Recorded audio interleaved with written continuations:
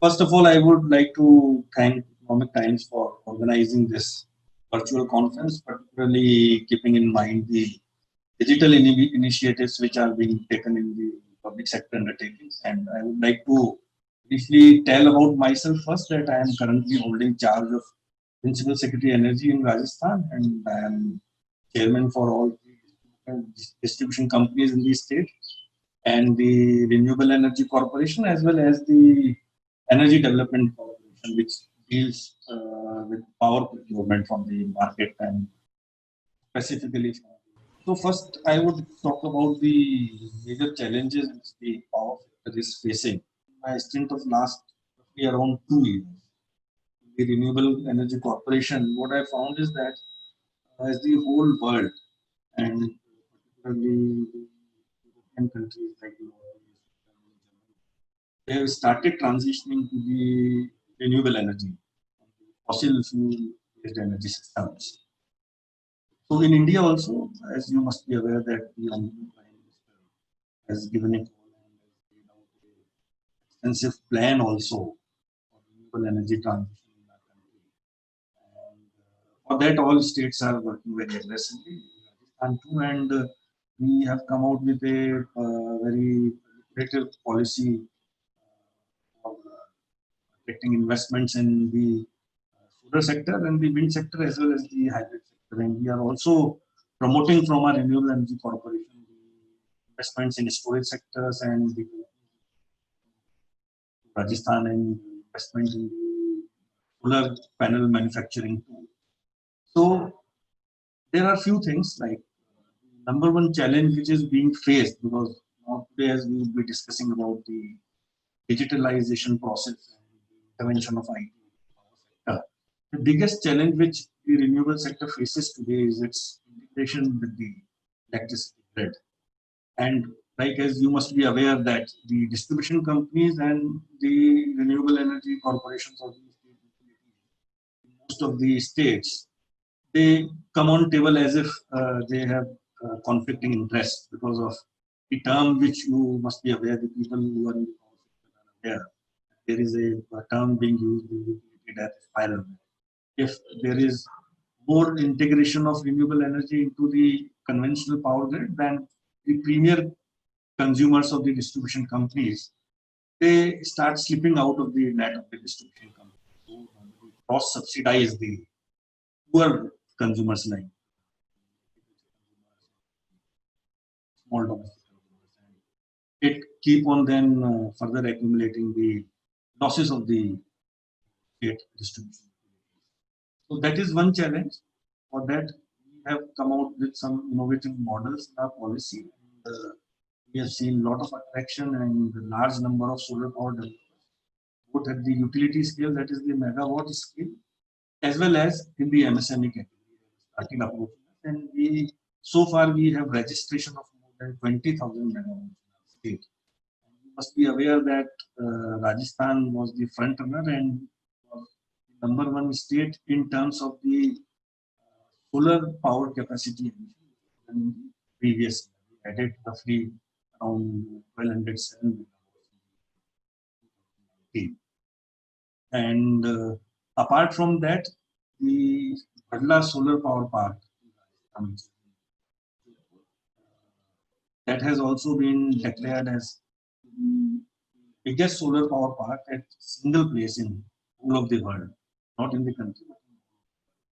So the challenge here is that how to integrate the renewable energy. That is the biggest challenge that the state PSUs face today. And what Rajasthan has started doing is that how we can make use of IT infrastructure, the digitalization, as well as the blockchain. We hired a consulting firm and we have given them this task that how there can be a seamless integration, how the grid made more and more flexible, how we can keep the grid stable whenever like because as you are aware that renewable power is variable and intermittent. That is the biggest downside. And but in terms of cost, we have already reached the price parity. The latest bids which have been finalized by Solar Energy Corporation of India, now They are lower than the APPC, which the state distribution utilities purchase the power from the long-term PPAs they have, or maybe power exchange, real-time power exchange transactions, which the Indian Energy Exchange. So, what basically is required to be done, that we need to assist the developers and the investors in the IE sector in a very big way in regard to the forecasting and scheduling issues which they face. There are regular complaints from the regulators because of inconsistencies in terms of the forecasting they give, and the change in weather conditions, like the sun doesn't shine, and if the weather conditions are there that the sky is very cloudy, solar insolation is not very high, or the wind speed is very low. In that case, the forecasting which is being done by the generators and given to the load dispatch center, sometimes there is a lot of mismatch, and they have to face a lot of penalties from the state load dispatch center. So, lot of digitalization work is required to be done there. A lot of data analytics is required to be done there. We are already in touch with the National Institute for Wind Energy, and they are doing a lot of good work. So if that problem is solved, I think the renewable energy generators would come at a lot of ease, and their financial viability would also. So that is one front where Rajasthan has started working in terms of using of IT. And the second component is that I think that particularly in regard to the losses which the distribution companies are making in the current time, may it be because of the subsidized power supply which is given to the agriculture farmers, or maybe it is because of the theft, or maybe it is because of the improper management of the electric power system. The transmission losses are also increasing. So what we have started doing is that we have taken up this work of doing detailed analytics in terms of the load flow analysis. We have segregated whole of the state in terms of the feeders which are making very high losses. You'd be surprised to know that there are some feeders where the losses are more than 90%. So first thing is smart metering. We have started deploying the smart meters as per the requirement at different voltage levels. That is, we start from 30 kV, then we come to 11 kV, then we come down to the distribution transformer, and then we come down to the consumer end. So, and we have successfully implemented this on pilot basis. Once we have got the real-time readings of all these load points, and detailed indexing of this whole power system network has also been done on the GIS.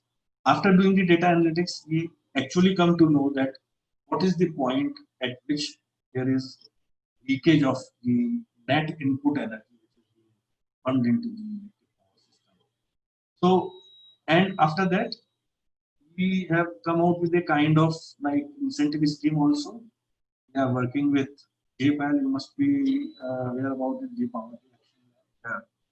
Working on to find an ideal model in which the agriculture subsidy may be passed on to the farmers, so that there is saving of the natural resource which is water, a common food resource, as well as lesser use and consumption of energy for irrigation purposes. And yesterday only I had a long discussion with PayPal, and I was happy to know that I think around 80% of the farmers which we had selected on the pilot basis chose to use lesser number of units for the watering of fields. So that is a green signal, silver lining which we have received, and I have asked them to roll out this experiment. 3 districts, So that is, and again, that is based on a lot of data analytics, the identification of being done, what is the kind of pattern which they have taken, what are the groundwater levels, and actual terms, and what is the rated capacity of their agricultural connections in terms of horsepowers, and after doing that, those whole collecting those whole set of data and doing the data analytics, we finally determine that what is the incentive which has to be given to those individual farmers. So that is a success story in the state of Rajasthan in terms of reducing the power consumption, which is being unnecessarily made only for the purpose that water free of cost. So, and slowly and slowly, we intend to increase the advocacy of this whole idea of preserving our natural resource, which is the water, reducing power consumption. Because ultimately, what is happening is that the cost of power being purchased by the distribution utility and the cost of power which is supplied, and third category is the revenue which we recover. So in that portion, there is a large gap. We are not able to recover the complete amount of cost of power.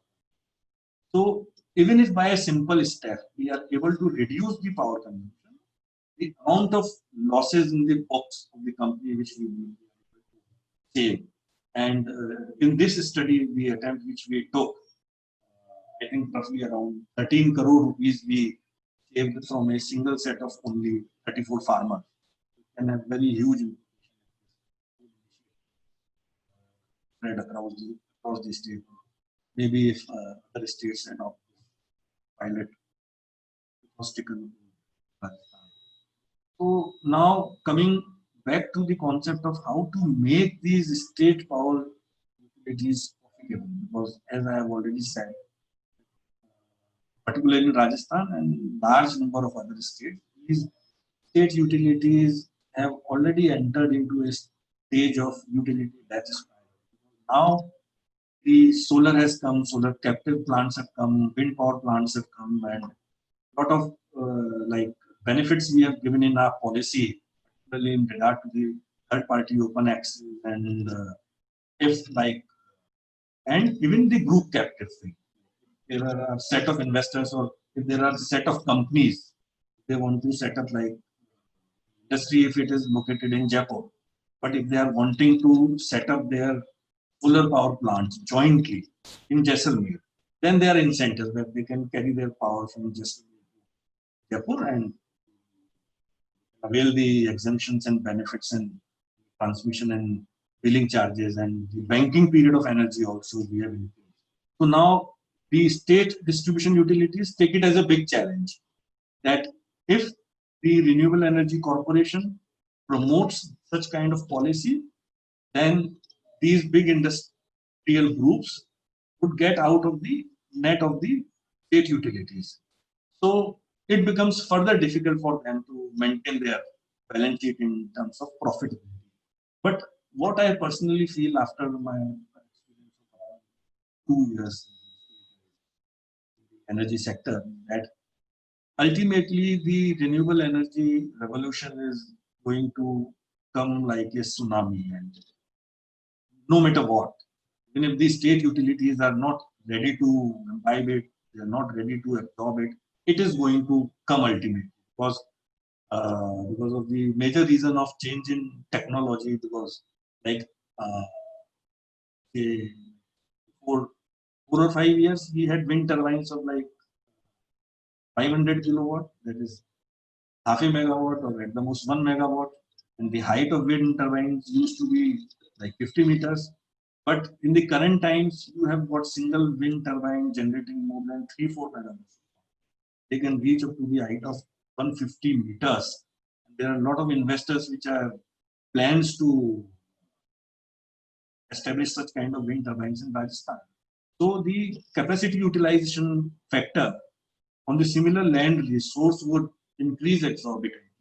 There are new solar panels which are coming, which are being worked upon, which are being used in a number of European countries, which are large,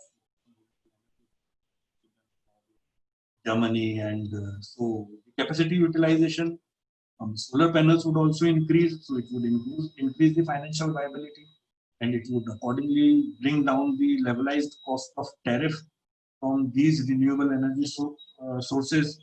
So the best thing which the state utilities can do, and what I am planning for my distribution companies, is to start accepting the truth that ultimately renewable energy is going to come. So, what is the best course of plan which we need to devise or develop to very easily integrate the renewable energy with our conventional energy electricity? Because ultimately it is same and electricity is same. Which source it is coming doesn't matter at all. The only thing is that we have to find ways to reduce the system level cost of the renewable energy when it is injected into the electricity grid. So for that, we have long and big plans for integration of power system infrastructure, how to handle the reactive power because of large integration of renewable energy, and we have already started looking upon the options where we can finalize the bids, for which also we have made provisions in our new renewable energy solar and wind and hybrid policy, that if we can think of going for bids for the solar plus hybrid or maybe even the storage facility. We have plans in our Chittorgarh district to come out with a pumped hydro storage system also, so that we can balance our grids. And for this, lot of digital activities and IT initiatives needed, so that from the different nodes of this whole what we call is smart grid. MOPA has also a plan, National Smart Grid Mission, where we are working and smart meters are being deployed and SCADA system, transmission network.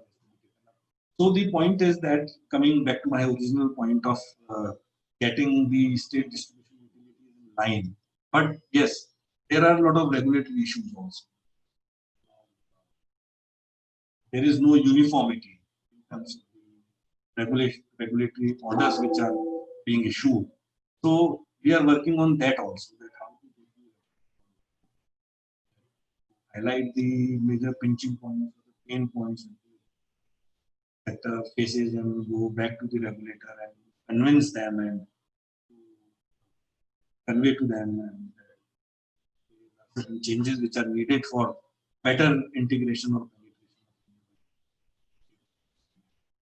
Now, the second challenge that the state utilities face today, particularly in Rajasthan, other states also, I am not naming them, but is the liquidity crunch. And we had very, very difficult times in COVID periods. But fortunately, the state government came out with packages. Was on the one side where the consumers had to be helped, like the industries closed down, a lot of people or the families in the middle class had lost their jobs, electricity bills had to be paid. Number one, we deferred the bill amounts. There was no LPS for a period of around 3 months, or in certain cases in 2 months, and consumer categories. We announced those packages, but after the announcement of those packages, we were very short of liquidity. It had become very difficult to pay for the power being purchased from different category of generators. PSU generators and RE generators also. But Government of India also came out with Atmanirbhar Bharat scheme. Benefit of that, and I think around a loan sanction for 4,000 crore rupees. We have already availed half of it.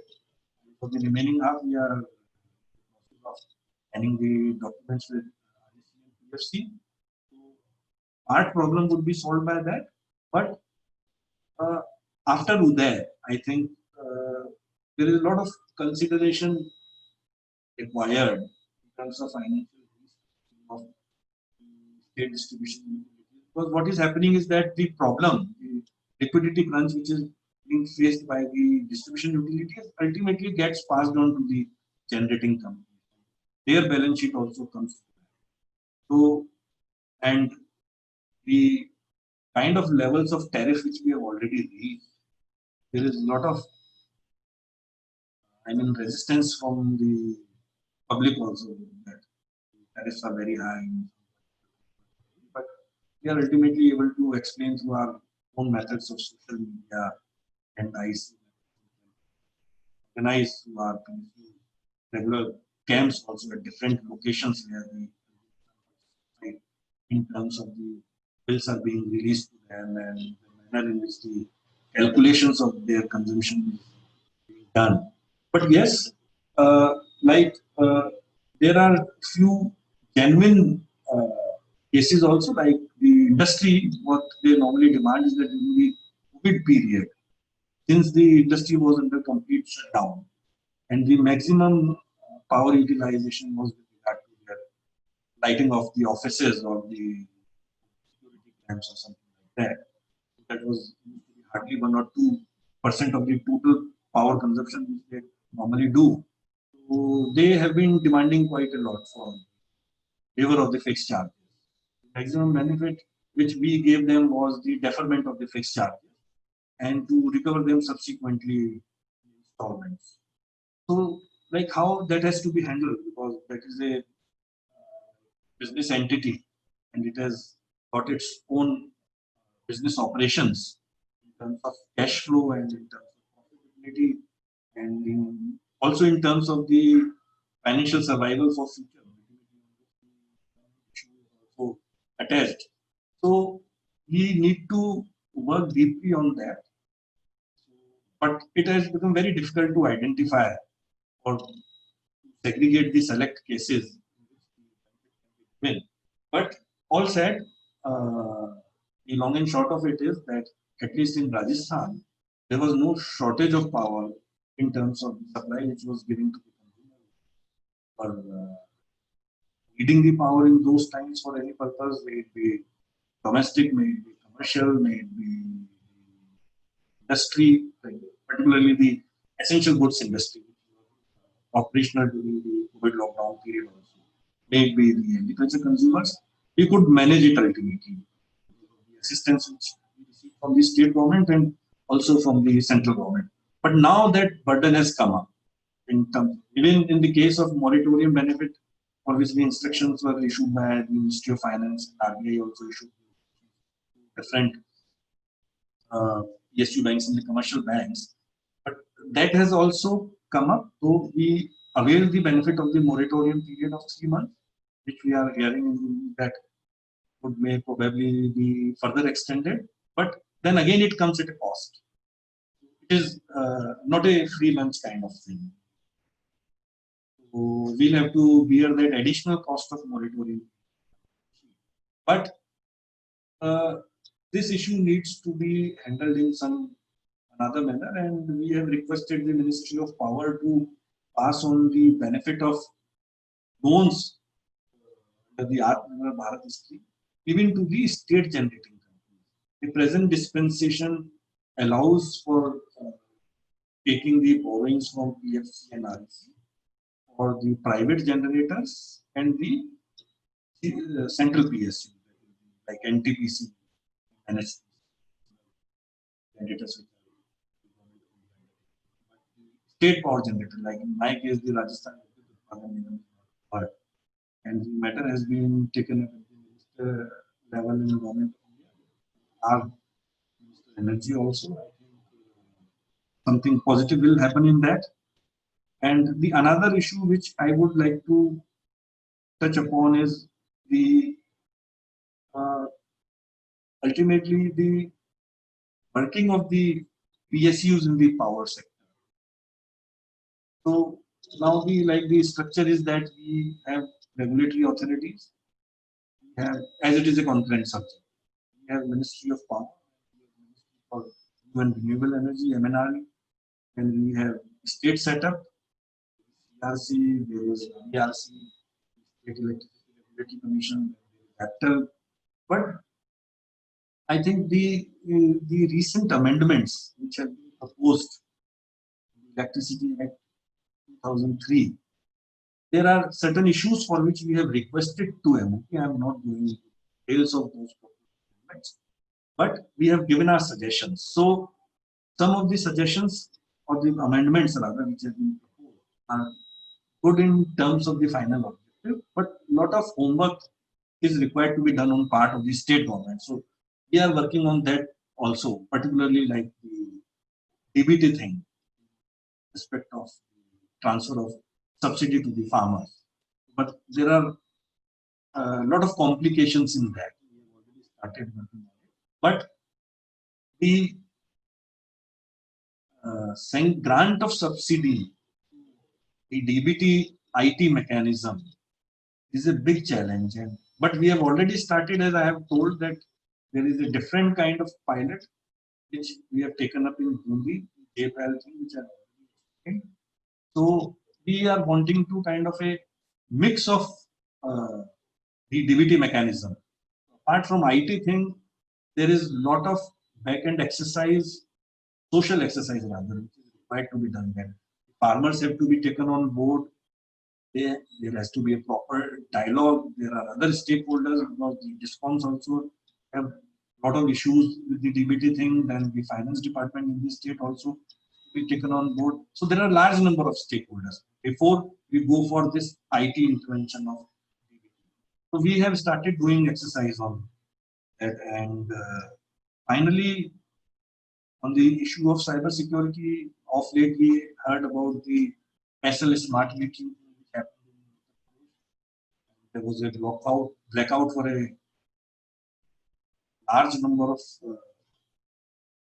hours. That is what we have read in the newspapers. I don't know what is the actual reality, and perhaps it was kind of wrong leak or rather the interference made by some novice who was dealing with the whole system. But such kind of things where there was a blackout in large number of houses, and but ultimately, and it took 3-4 hours.